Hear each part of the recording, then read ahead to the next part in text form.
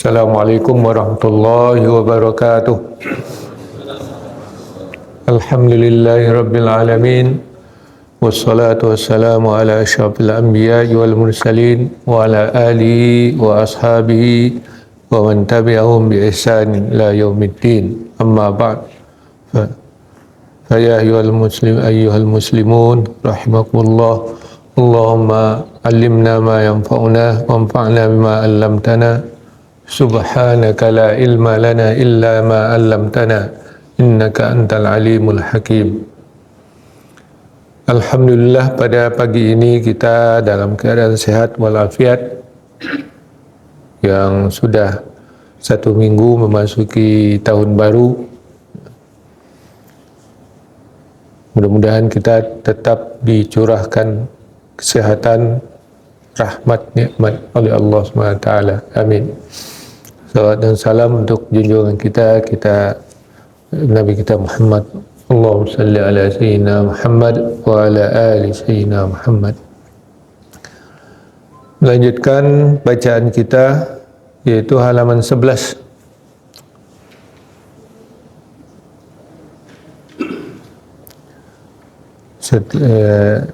Setelah selesai pengantar dari kitab Ihya ini, masuk kepada bab inti, yaitu bab pertama,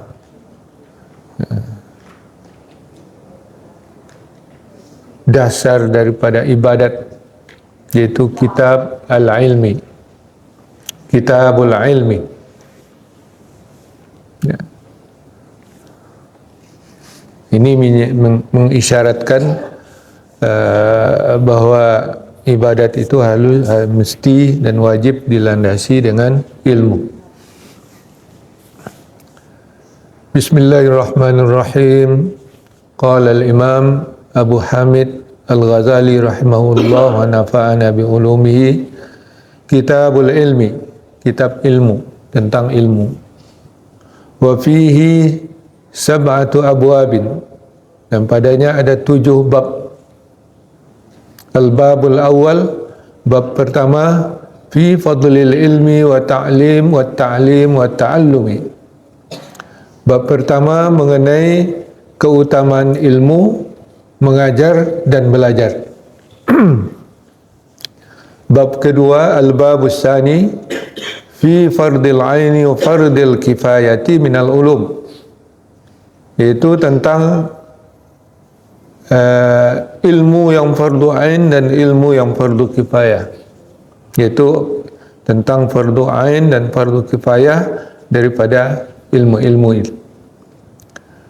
Wa bayani haddil fiqhi wal kalami min ilmi din, wa bayani ilmil akhirah wa ilmid dunya, dan juga tentang definisi fikih wal kalam dan kalam, ilmu kalam, bahagian daripada ilmu agama. Wa bayan, dan penjelasan ilmil akhirah wa ilmid dunya, dan penjelasan ilmu, tentang penjelasan ilmu akhirat dan ilmu dunia. Itu bab kedua. Al-babus salis, fima ta'addul ammatu minal ulumi min ulumiddin wa laysa minhu, yaitu tentang apa yang digolongkan oleh orang awam termasuk ilmu-ilmu agama padahal bukan.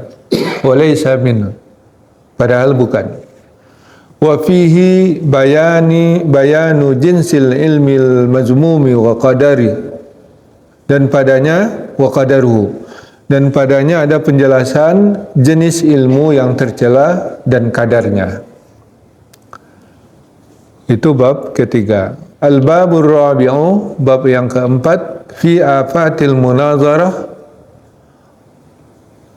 wa sababil syialin nas bil khilaf wal jadali, yaitu tentang penyakit berdebat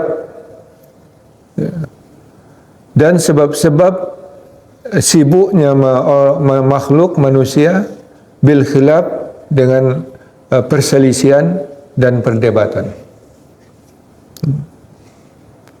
Itu ada efeknya dan ada apanya, dampaknya, penyakitnya. Al-babul khamis, bab yang kelima, fi adabil muallimi wal muta'allim, tentang adab, ya, etika guru dan pelajar. Al-babu sadisu, bab yang keenam, fi afatil ilmi wal ulama wal alamat al-fariqah baina ulama dunya wal akhirah, pada penyakit ilmu dan ulama, ya, wal alamat, dan tanda-tanda yang membedakan antara ulama dunia dan ulama akhirat. Al-babus sabi, sedangkan ini yang ketujuh, fil aqli, tentang akal, wa fadlihi, dan keutamaannya, wa aqsami, dan pembahagiannya, macam-macamnya, wa ma jaa fihi minal akhbar, dan yang disebutkan dalam asar atau dalam hadis-hadis. Nah, itu 7 bab dari kitab Al-Ilmu ini. Al-babul awwalu, bab yang pertama, fi fadlil ilmi wat ta'lim wat ta'allumi wa syawahidihi minal naqli wal aqli, tentang keutamaan ilmu, wat ta'lim, dan mengajar, wat ta'allum, dan belajar, dan syahid-syahidnya, dalil-dalilnya dari nakal, ya, nakal itu dari ayat-ayat, dari riwayat dan akal. Fadilatul ilm, keutamaan ilmu. Syawahiduha minal qur'ani qauluhu azza wa jalla, yaitu syahidnya, dalil-dalilnya dari Al-Quran, firman Allah Ta'ala, syahidallahu annahu la ilaha illallah la ilaha illa huwa wal malaikatu wa ulul ilmi qa'iman bil qisti la ilaha illa huwal azizul hakim. Allah menyatakan atau bersaksi tiada Tuhan kecuali Dia, melainkan Dia, dan juga malaikat dan orang-orang yang berilmu, qa'iman, berdiri dengan keadilan atau aktif menjalankan keadilan. Ya. Fanzur kaifa bada'a subhanahu wa ta'ala bi nafsi wa sanna bil malaikati wa sallasa bi ahli ilmi wa nahika bi hadza syarafan wa fadlan wa jalaan wa nublan. Maka perhatikanlah betapa Allah Subhanahu wa taala memulai dengan dirinya dan memuji, menyanjung para malaikatnya, kemudian menyusulkan yang ketiganya dengan ahli ilmi, ya, yaitu dalam ayat itu digandengkan Allah, malaikat, dan orang yang berilmu. Itu yang dapat menyaksikan bahwa tiada Tuhan selain Allah, itu adalah Allah, para malaikat, dan orang-orang yang berilmu. Wa nahika bihaza syarafan, dan nahika itu ungkapan Arab, ya, khas itu. Bacanya wa nahiyuka, ya, karena ya berat maka dibaca wa nahika. Artinya wa kafa, ya, awik tafa, ya, sama seperti ungkapan wa kafa billahi hasiba, wa kafa billahi waliyan, wa kafa billahi nasira. Jadi cukuplah dengan ini, dengan ayat yang dengan apa yang dipahami dari ayat itu tadi, cukuplah kemuliaan, keutamaan, ya, dan kejelasan dan keagungan ilmu itu. Nah, karena dia orang yang berilmu itu disejajarkan atau dideretkan dengan Allah dan para malaikat. Nah. Wa qala Allah Ta'ala, berikutnya firman Allah Ta'ala, yarfa'illahu alladhina amanu minkum walladhina utul ilma darajat.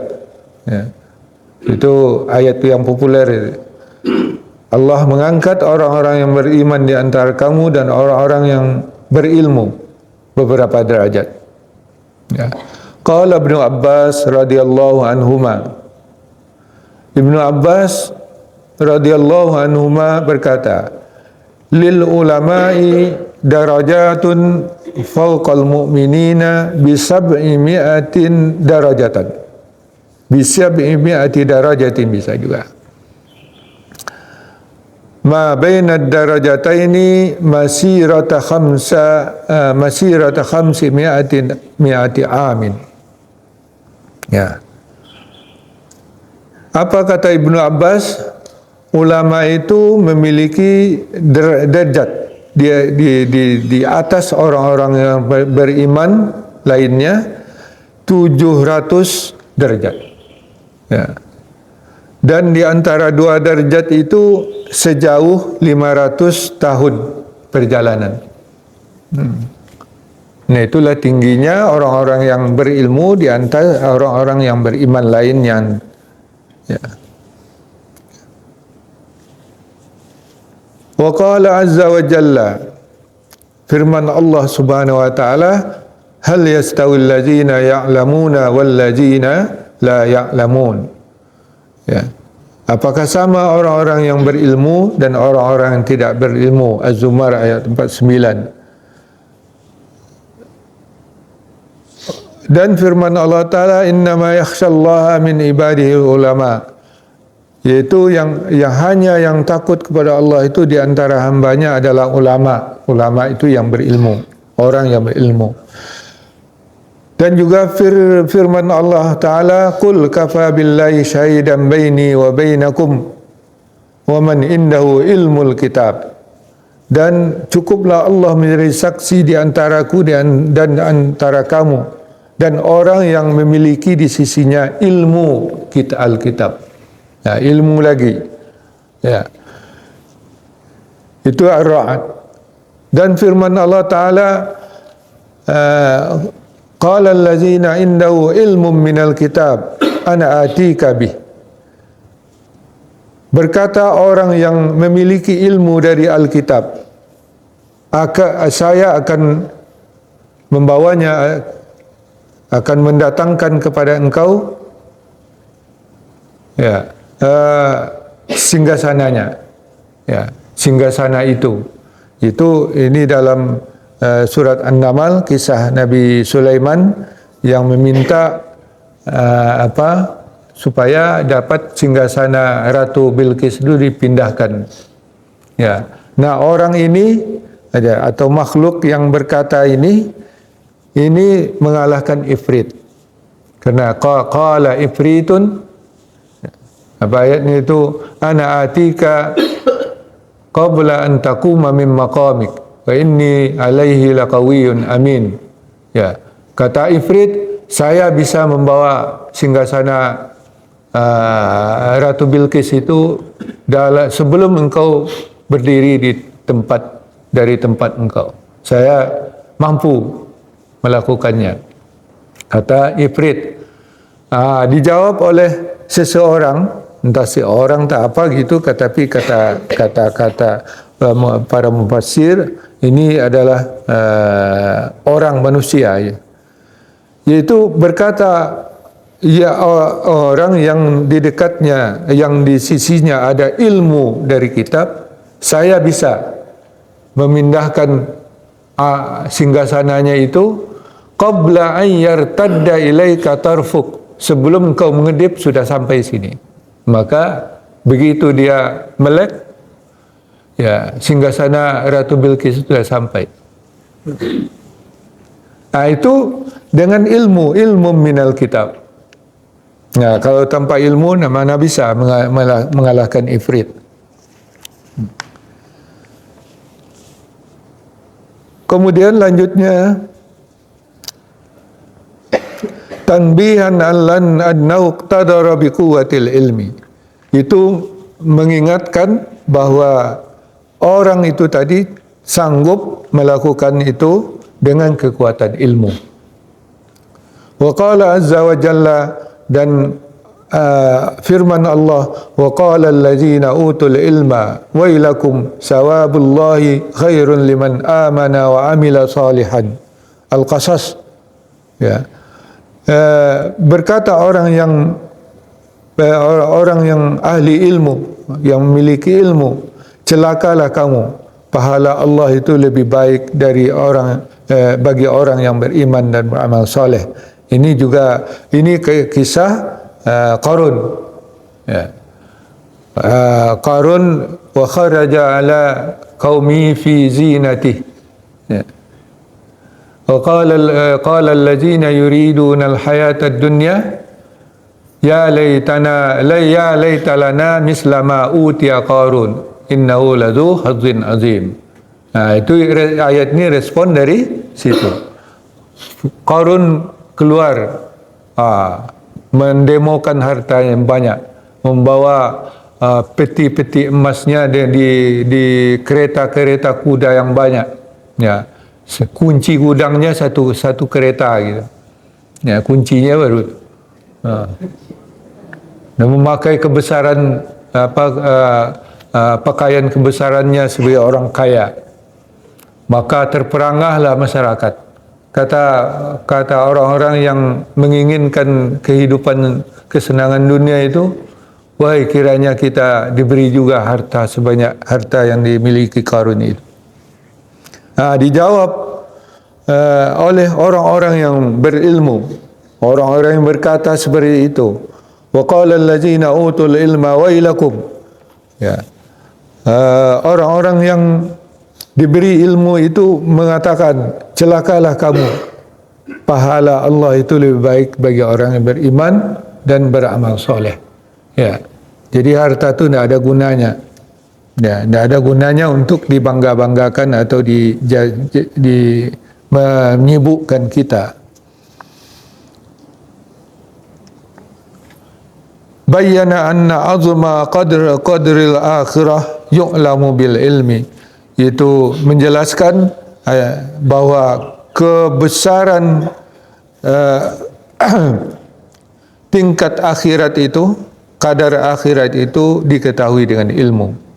Wa qala ta'ala wa tilkal amsal nadribuha lin-nasi wa ma yaqiluha illal alimun. Demikianlah perumpamaan itu kami buatkan bagi manusia dan tidak dapat dipahami kecuali oleh orang-orang yang berilmu. Orang berilmu lagi. Al-Ankabut ayat 43.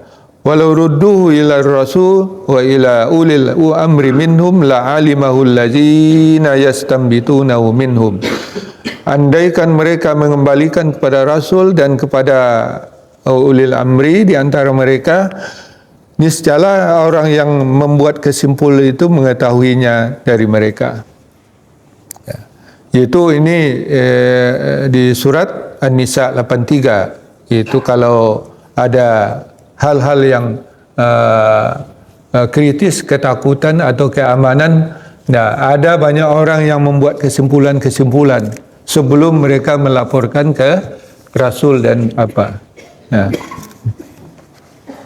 jadi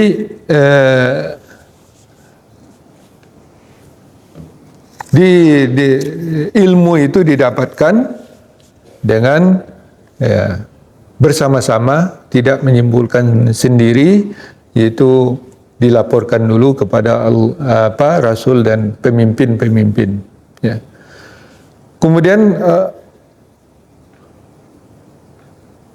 rudda hukmu fil waqa'i ila istinbatihim wa ulkhirat patum biratbatil anbiya fi kashfi hukumillah, yaitu ayat itu mengembalikan hukumnya kepada peristiwa-peristiwa, kepada pengambilan kesimpulan mereka dan menderetkan martabat mereka dengan martabat para nabi dan pada dalam hal menyingkap hukum Allah. Ya, jadi menyingkap hukum Allah itu adalah ilmu dan itu mesti di apa namanya, disandingkan atau didudukkan dengan nabi dan orang-orang dan pemimpin-pemimpin.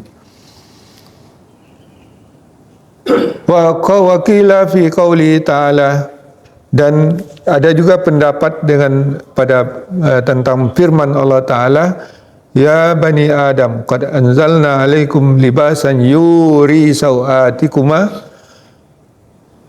ya'nil ilm, wa risha, ya'nil yaqin. Wahai Bani Adam, telah kami turunkan kepada kamu pakaian yang dapat menutup aurat kamu. Jadi di sini ada pendapat sawatikum itu ilmu. Ya. Pakaian itu yang bisa menutup aurat itu maksudnya ilmu pengetahuan. Warisan dan perhiasannya, yakni al-yaqin. Itu yakin. Ini yang dimaksud perhiasan di situ adalah keyakinan. Walibasut taqwa, dan pakaian ketakwaan. Itu satu pendapat yang dinukilkan oleh Imam Al-Ghazali rahimahullah tentang penafsiran Isyariyah yang menafsirkan secara batini. Yakni libasut taqwa, yakni al-haya, yaitu malu. Wa qala azza wa jalla, sekali lagi, wa laqad ji'tukum bi kitabin fassalnahu ala ilmin, dan sungguh aku telah mendatangkan kepada mereka si kitab yang kami jelaskan dia berdasarkan ilmu. Ya. Jadi semuanya dengan ilmu. Falanakussanna alaihim bi ilmin, dan sungguh-sungguh kami kisahkan kepada mereka dengan ilmu. Ya. Dan firman Allah Ta'ala, bal huwa ayatun bayyinatun fi suduril ladzina utul ilma. Bahkan itu adalah ayat-ayat yang jelas, yang terang dalam dada orang-orang yang diberi ilmu. Wa qala ta'ala, dan firman Allah Ta'ala, khalaqal insan, allamahul bayan. Ya. Allah telah menciptakan manusia, lalu diajarkan dia ilmu tentang bahasa atau berkata-kata.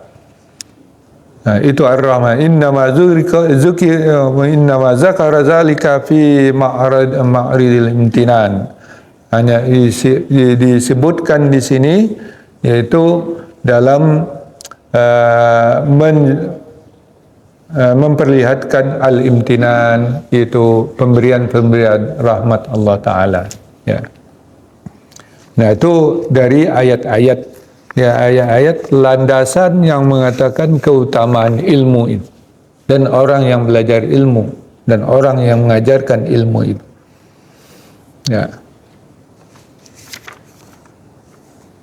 Ya, karena kalau dilanjutkan terlalu panjang, tidak habis, kita potong sampai sini. Tapi jadi dasar yang diambil oleh Al-Imam rahimahullah itu dari ayat-ayat Al-Quran. Ya, siapa yang mau membantah ayat-ayat Al-Quran? Dan ini keutamaan ilmu yang tidak kita perhatikan. Bagaimana pentingnya ilmu itu, dan mulianya orang yang berilmu itu, dan wajibnya kita menuntut ilmu. Wallahu a'lam bishawab. Ya, itu yang disampaikan ide tentang apa. Jadi kadang-kadang diliput satu kekurangan, nah, kelebihannya itu tidak nampak. Jadi itu banyak ayat-ayat Al-Quran yang menjadi landasan, dan juga seterusnya itu mesti dilandaskan dengan ayat-ayat Al-Quran yang kita yakini, dan juga hadis-hadis yang sahih, dilengkapi dengan hadis-hadis yang dhaif. Jadi kadang-kadang hadis dhaif itu yang menjadi kekurangan yang dibesar-besarkan oleh orang-orang yang tidak suka. Gitu. Kalau ada yang kita uh, diskusikan silakan, kalau tidak kita cukupkan.